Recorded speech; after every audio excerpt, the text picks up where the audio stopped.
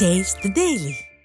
விருதுநகர் மாவட்டம் ராஜபாளையம் அருகே பெண் காவலருக்கு மதுபோதையில் பாலியல் தொல்லை கொடுத்த சிறப்பு சார்பு ஆய்வாளர் சஸ்பெண்ட் செய்யப்பட்டுள்ளார். ராஜபாளையம் அருகே உள்ள தொம்பக்குளம் கிராமத்தைச் சேர்ந்த மோகன்ராஜ் என்பவர் தெற்கு காவல் நிலையத்தில் சிறப்பு சார்பு ஆய்வாளராக இருந்து வந்தார். கடந்த 2 நாட்களுக்கு முன்பு இரவு நேர பணியின் போது பெண் காவலர் பாக்கியலட்சுமி என்பவருக்கு மது போதையில் சிறப்பு சார்பு ஆய்வாளர் மோகன்ராஜ் பாலியல் தொந்தரவு கொடுத்ததாக கூறப்படுகிறது.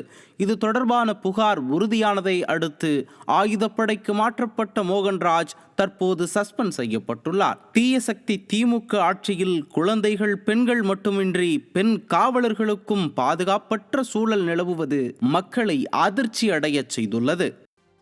தேனி மாவட்டம் ஆண்டிப்பட்டி அருகே தகனம் செய்யப்பட்ட நபர் உயிருடன் வந்த அதிர்ச்சி சம்பவம் அரங்கேறியுள்ளது.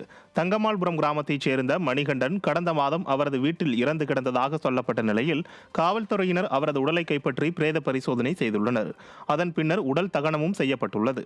இந்த நிலையில் 2 தினங்களுக்கு முன் மணிகண்டன் திரும்பி வந்ததால் அக்கிராமமே அதிர்ச்சியில் உறைந்துள்ளது.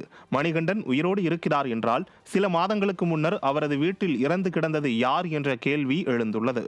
மேலும் பிரேத பரிசோதனை முறையாக நடைபெற்றதா, விசாரணை முறையாக நடைபெற்றதா என ஏவல் துறையை நோக்கி மக்கள் சரமாரியாக கேள்வி எழுப்புகின்றனர்.